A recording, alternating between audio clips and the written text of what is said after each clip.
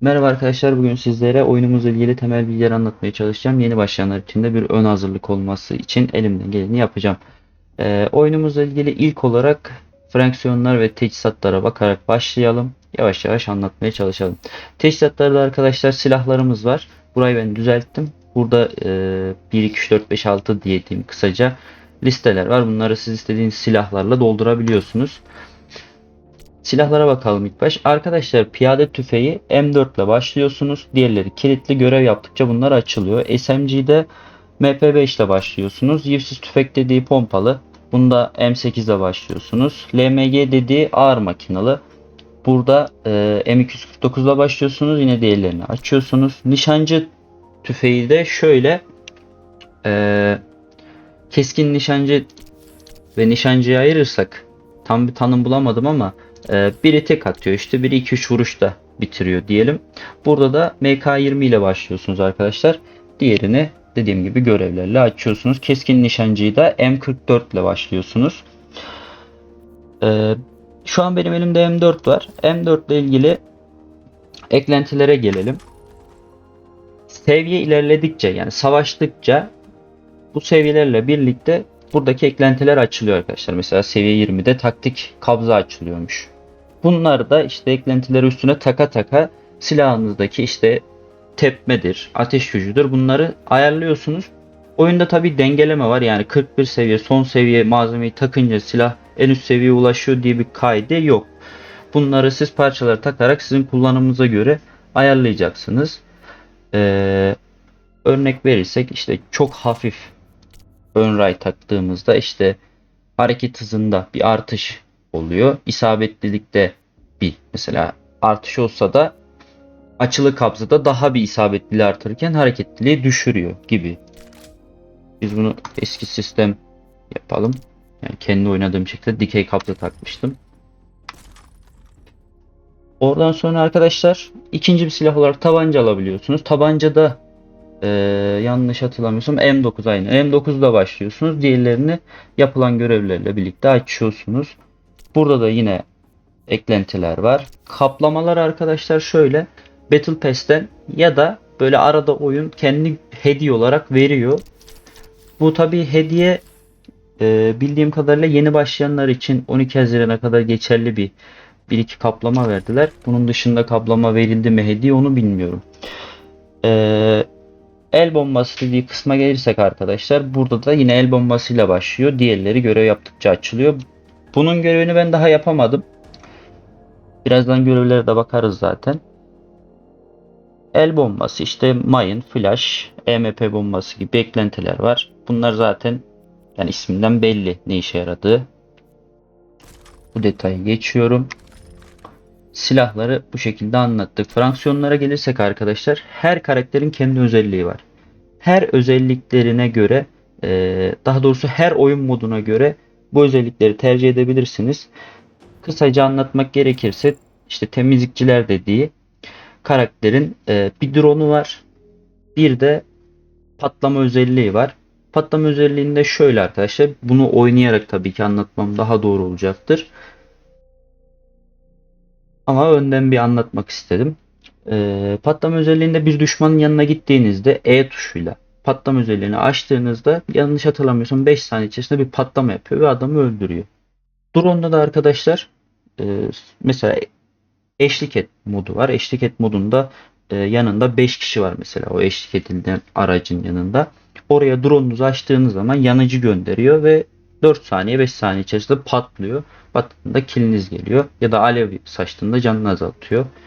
Böyle bir e, özelliği var. Orada bunları da açalım. Siz de okuyun bir yandan. Pasif nitelik dediği arkadaşlar, yanıcı mermi sıkıyor silah. Yani pasif yetenek dediği devamlı, sürekli elde ettiğiniz bir yetenek. Oradan sonra ultrası arkadaşlar, eline yanıcı alıyor. Yanıcı sıkıyorsunuz.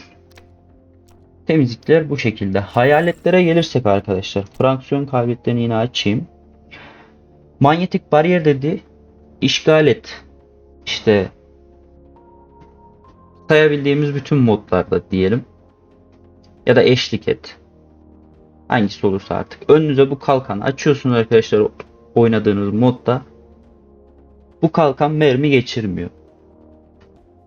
Tabii bunun bir süresi var. Ayrıyeten kırılıyor. Mermi sıkıldıkça da kırılıyor. Bildiğim kadarıyla 1000 canı var. Yanlış bilmiyorsam. Blitz kalkanı, önünüze kalkan açıyorsunuz. Silah sıkamıyorsunuz kalkan açtığınızda, yani ya kalkanı iptal edeceksiniz ya da kalkanla oynamaya çalışacaksınız. Silaha geçiş için kalkanı iptali şart ya da süresi olacak. Kalkanla V tuşuyla ya da işte silahın hani arka kısmıyla vuruyor ya arkadaşlar. O tuş, siz ne atadıysanız o tuşla düşmana kalkanı vurarak kill alabiliyorsunuz.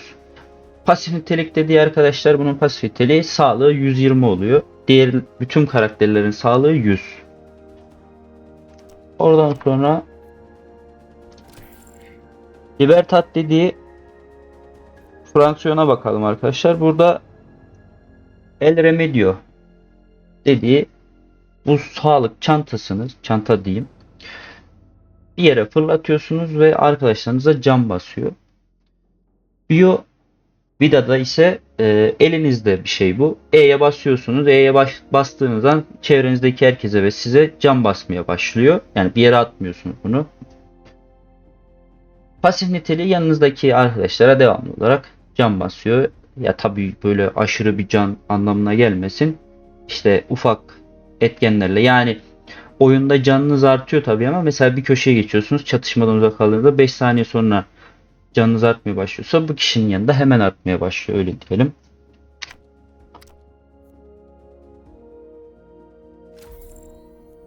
Diğer bir karakterimize gelelim.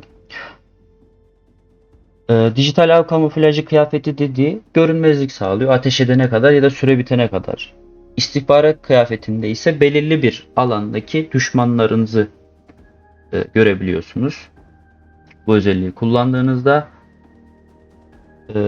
sonar gözlük ultrasına gelelim. Ultrasında da şöyle arkadaşlar, herkesin yerini görüyorsunuz. Yani tüm düşmanların yerini görüyorsunuz belli bir süre. Size bir tabanca veriyor. Kafa attığınızda tek atıyor. Gövdeye de 2 atıyor sanırım. Hepsinin yerini görebiliyorsunuz. Gidiyorsunuz bunları tak tak vuruyorsunuz. Bunun özelliği de bu. DedSec dediği karakteri daha incelemedim. Şu an elimde yok. Hani oynamadan buradaki yazılarla bir şey anlatmak istemem. Zaten bu 4 karakterle oyuna başlayacaksınız. Oynaya gelelim. Şimdi arkadaşlar, dereceli mod 2 Temmuz itibariyle resmi şekilde çalışacak. Şu an deneme sürümü şeklinde adlandırıyor ama 2 Temmuz itibariyle bu resmi şekilde sezon da başlayacak 2 Temmuz'da. Ben zaten sezon başlayınca Battle Pass hepsini anlatacağım. Pratik bölge. Burada ısınmanızı gerçekleştiriyorsunuz. Yani antrenman.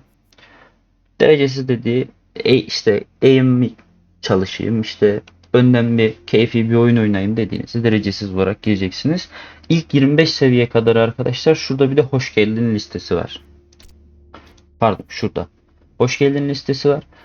Buraya girdiğiniz zaman 25 seviye kadarki insanların hepsi burada olacak. Yani 26-27 işte kaça kadar gidiyorsa seviye, onlar oraya giremiyor. Şu an bende de zaten kapalı gördüğünüz gibi. Ben de 26 seviyeyim. Çok fazla oynamadım ama oyunu bayağı inceledim. Şimdi 1, 2, 3, 4, 5, 6 modumuz var. Eşlik et. Bakın burada gördüğünüz bu aracı en sona kadar götürmeye çalışıyoruz. Kaç dakikada götürebilirsek. Bildiğim kadarıyla da üst limit 10 dakika olması lazım. 10 dakika içerisinde götüremezseniz mod iptal oluyor. 3 aşama şeklinde oluyor. İşte ilk aşamada size 2 dakika veriyor. 2 ya da 3 dakika veriyor. İlk aşamayı geçtiğinizde size artı bir süre veriyor. Bu süreyle biraz daha ve sonra işte %100 götürdünüz diyelim. Siz bu sefer savunma tarafına geçiyorsunuz. Rakip takım bu sefer götürmeye çalışıyor. Sizin götürdüğünüz kadar götürmeye çalışacak. Burada süre şöyle işliyor. İşte siz 9 dakikada götürdünüz diyelim. 10 dakika sınırken siz 9 dakikada götürdünüz. Rakibin kazanması için 9 dakika sınırı koyuyor. Yani 9 artı 1 olduğu zaman saniye olarak kaybetmiş oluyorlar. Hiç 10 dakika mevzusunu beklemiyor. Oyun direktman bitiyor. Bölge kontrolünde de Call of Duty tarzı oyunlardan zaten bunların çoğunu biliyorsunuzdur. Aslında işgal et mantığı da biliniyor ama burada bir farklılık denenmiş. Dediğim gibi süre mevzusu 9+1 dediğim gibi işte geçirmiyor yani. Ya da işte %60 ise sizin yaptığınız sonuç %61 olduğunda kazanılıyor gibi gibi vesaire detaylar var. Oynadıkça zaten göreceksiniz. İşgalde arkadaşlar şöyle bir şey var. İşte sürekli değişiyor bölge. İşte 1 dakika bir yer oluyor. 1 dakika bir yer oluyor. Sürekli oralarda kalarak puan kazanıyorsunuz. Yani adam vurarak değil, o bölgede beklediğiniz zaman kazanım ilerliyor. Hakimiyet ABC bölgesi var. Sabit. Orayı elde ediyorsunuz. Oran ne kadar süre sizdeyse ya 3 bölgede sizdeyse tabii daha hızlı artışlar oluyor işte. O süre boyunca ilerliyor. Kaybettiğinizde rakip takımın ilerlemeye başlıyor skoru. Yani adam vurarak değil. Bölge kontrolü de aynı mantık. Yani hakimiyette 3 bölge. Burada da işte buradaki bölge sayısını unuttum ya bir yanlığına. Yanlış bilgi vermeyeyim. Geliştirme hiç oynamadım. Team Deathmatch'te bildiğimiz vurdulu kırdılı mod. Yani sadece adam vurmak üzerine kurulu bir mod. 6'ya 6 olması lazım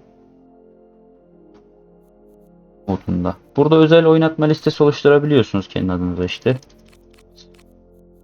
Sadece işgal oynamak istiyorsunuz. Ya da işte sadece hakimiyeti işgal oynamak istiyorsunuz. Bu listeyi seçiyorsunuz. Oluşturduğunuzda sadece bu buradan oyun arıyor. Şimdi mesela biz ne girelim? Eşlik moduna girip size biraz oyunu göstermek istiyorum. Burada rakip ararken size Battle Pass'te göstereyim. Dediğim gibi 2 Temmuz'da arkadaşlar yeni sezon geliyor. Oyun resmi olarak başlamış oluyor. Şu ana kadar deneme sürümü olarak adlandırdı. Ben Battle Pass'i aldım. Oyunu beğendim. Ee, isteyenler de alabilir. Fiyatını da söyleyeyim arkadaşlar. 800x para olarak alınıyor. 500x para 125 TL olması lazım. Aynen 125 TL. 125'lik yetmediği için 200 liraya 1000 XP olması lazım. XP diyorum. X para olması lazım. Onu alırsanız Battle Pass alabilirsiniz arkadaşlar. Sonradan şunlar aklıma geldi. Her Battle Pass'te olur mu bilmiyorum ama deneme sürümündeki Battle Pass'te 50 seviye içerisinde 7 tane X para alıyorsunuz. Yani 700X para alıyorsunuz.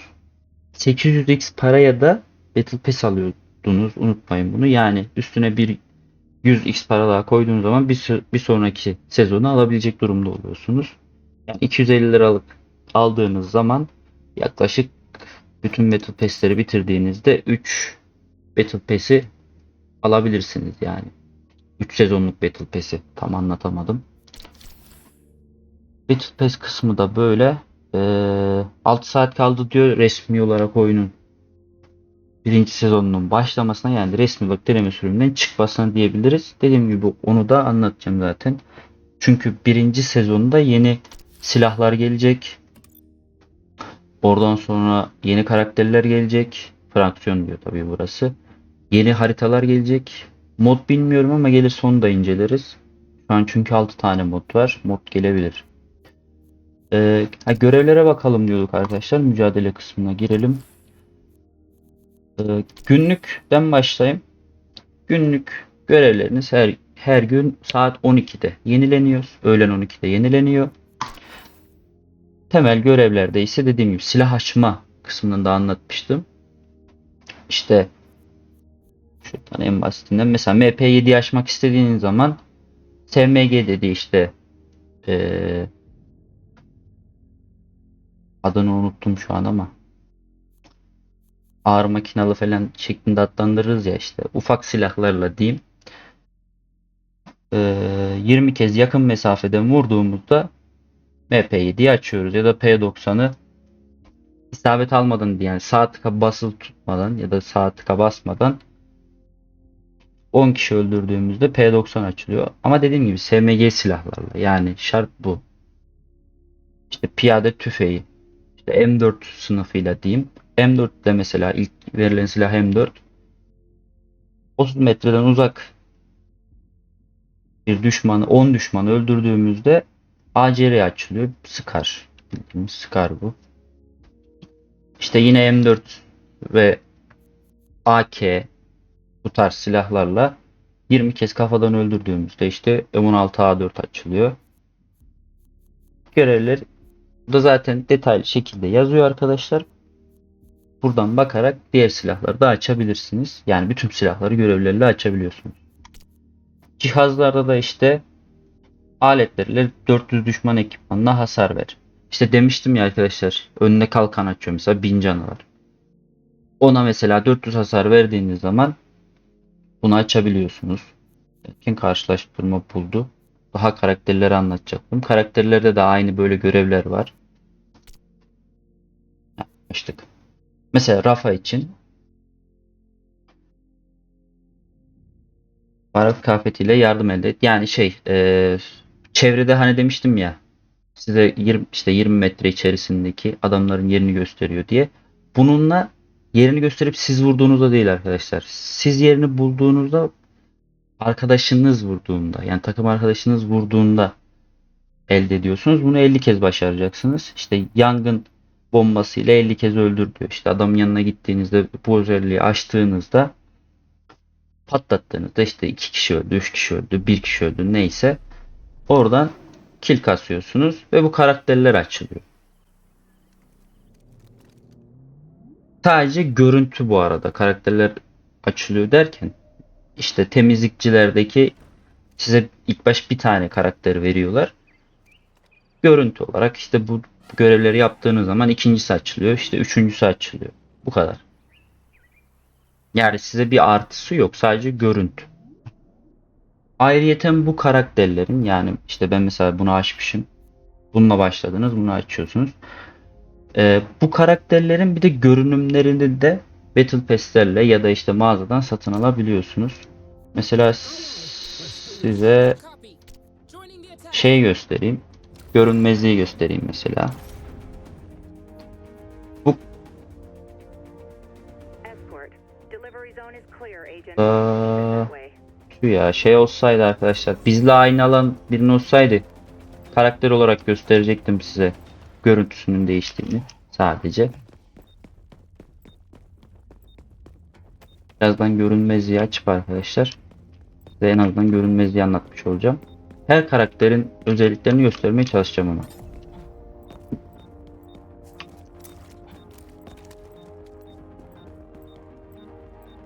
Ultisinin dolma şekli arkadaşlar özelliklerini kullandıkça artıyor. İşte E'ye bastım, şu an görünmezim. Mermiyi sıktığım anda görünmezliğim kayboluyor. Bu arada eğimim de leş gibiydi, farkındayım. Buradan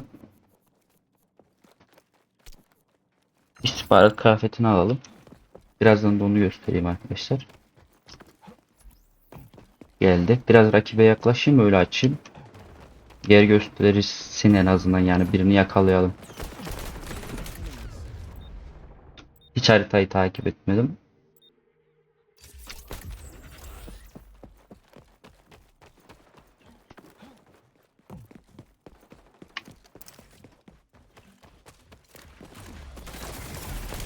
Mesela gördünüz mü arkadaşlar, karakterin özelliğini açtım. Yerini gösterdi. Şu an hiç adam vurma odaklı oynamıyorum bu arada, onu da belirteyim. Şimdi sağlıkçımızı aldık. Sağlıkçımızın özelliğini göstereyim.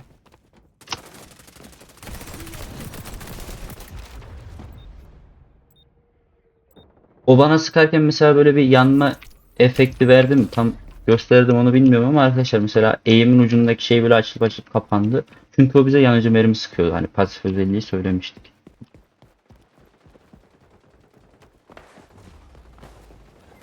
Buraya mesela sağlık çantasını atayım. Bu bölgede, bu bölge içerisinde takım arkadaşlarınıza ve bize can basıyor arkadaşlar. Bunun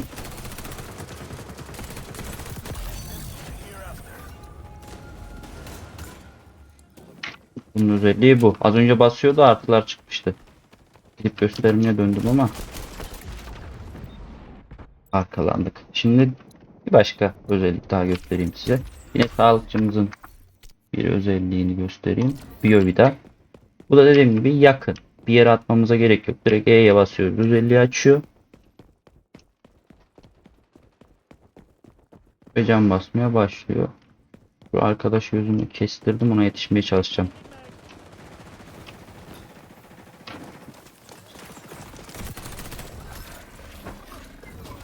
E'ye bastım. Bu kadar.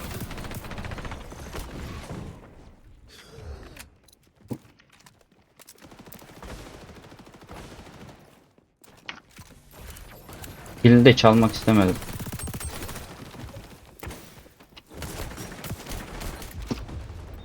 O özellik neydi bilmiyorum bu arada arkadaşlar. Ee, B etkisi hale getirdi. Silah kullanamadım. Büyük ihtimal açmadığımız o fraksiyonun bir özelliği olabilir. Şu DedSec dediği. Burada istihbaratı şeyi gördük. Sağlığı gördük. Temiz 2'den devam edelim. Yangın bombası mesela.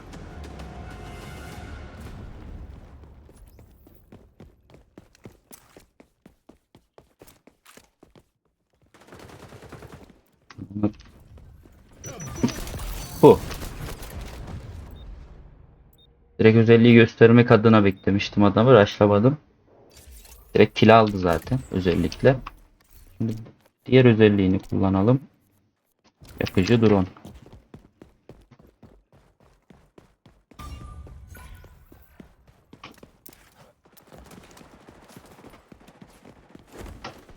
Ben çatışamam. Heh. Direkt havada vurdular drone'u ya. En azından gösterme şansım olsaydı arkadaşlar 20 saniye daha bekleyeceğiz onu.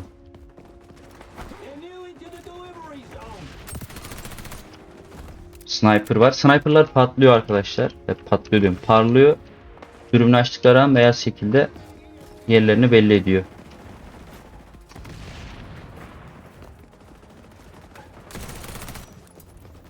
Ha, drone açıldı bu arada. Bakın yakarak gitti ve patladı.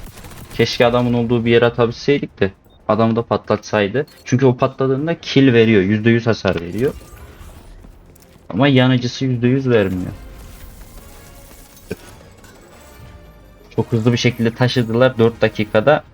Bizim takımın bu kadar 4 dakika içerisinde taşıyacağını düşünmüyorum. Temizlikçiyi de anlattık. Hayaletlere gelelim. Manyetik bariyerle başlayalım.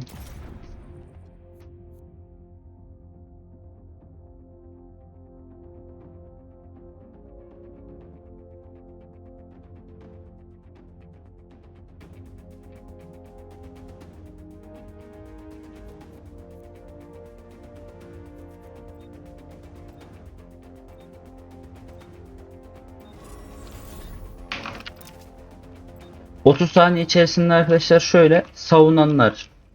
...rahatça haritanın istedikleri bölgelerinde... ...yer alıyorlar. Saldıranlar ise başladıkları bölgede 30 saniye boyunca bekliyorlar... ...rakibin pozisyon almasını. Oyun bu şekilde bir dengeleme yöntemi bulmuş. Savunma ile saldırı kısmı için. Bu arada arkadaşlar... ...sizden oynayanlar olursa ricam şu... ...eşlik et modunda siz... ...eğer taşıyacaksanız... Yani takımınızdan en az bir tanesi bu karakteri alsın. Bu bariyer önemli.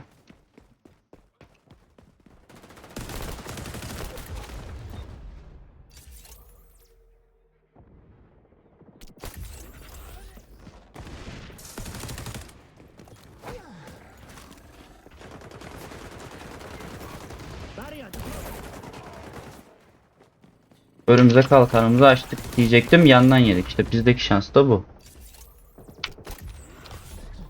Ben burada yatıyor. Bu da burada yatıyor. Sanki ya deathmatch gibi oyun oynuyorlar şu an arkadaşlar. Oyun amacı bu değil ama şu an.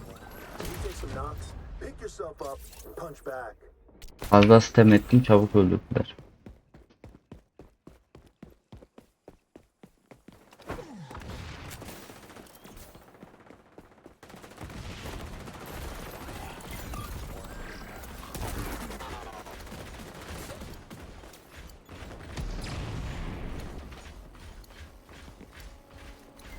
Yani denemelik gelseydi rakip.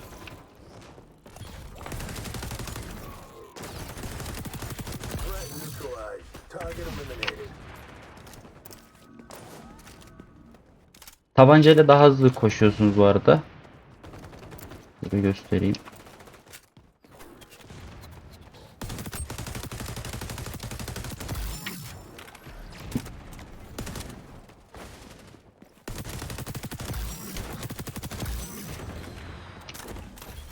Yine şuraya bir bariyer atalım. Hadi lan bir tane gel. Yok, hemen gelmeyecek.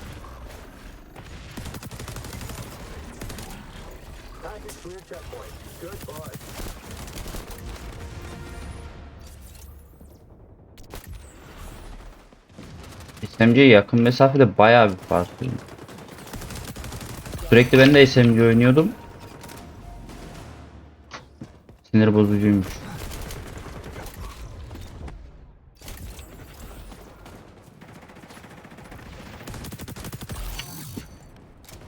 Ha, biri bariyer atmış.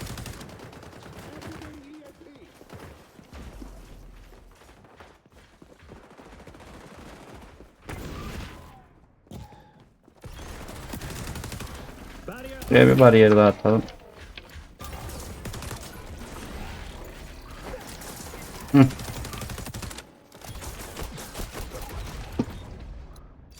Yine arkalandık. 6 kişilik oyunu tek kişi oynuyor gibi oynuyoruz şu an.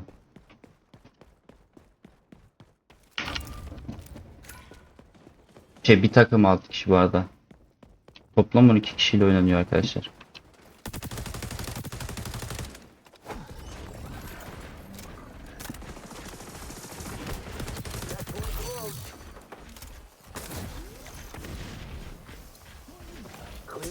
Bomba. Bombayı gördüm. Geri kaçmaya çalışıyorum. Adam arkamda duruyor ya.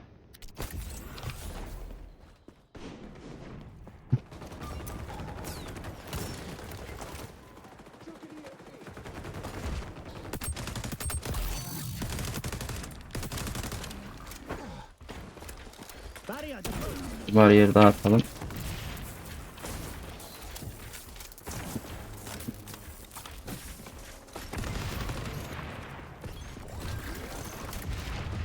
Kalkan deneyimleyeceğiz. Bariyeri göstereceğiz diye hemen kalkana dönelim arkadaşlar.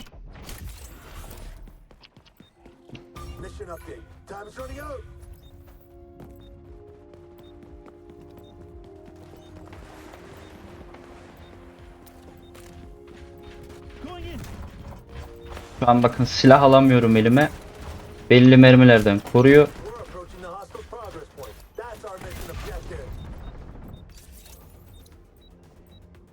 Bombayı hiç hesaba katmadık. Bomba arkamızda kaldı bu arada. Önümüzde kaldığında engelliyor arkadaşlar. Onu da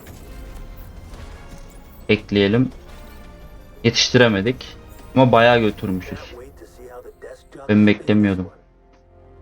4 dakika 28 saniye miydi bitirdikleri süre? Bize 4 dakika 28 saniye verdiler arkadaşlar işte. Yani işte 4,5 olsaydı mesela yetiştirebilecektik ama kazanamayacaktık. Oyunu uzatmıyor işte. Çok boş oynamışız bu arada.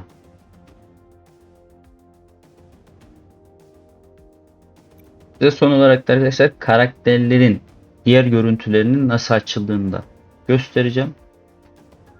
Oradan sonra da videomuzun sonuna geleceğiz. İnceleme amaçlı olduğu için fazla oyuna da kendimizi vermedik. Eğimimizi de yedirmeyelim.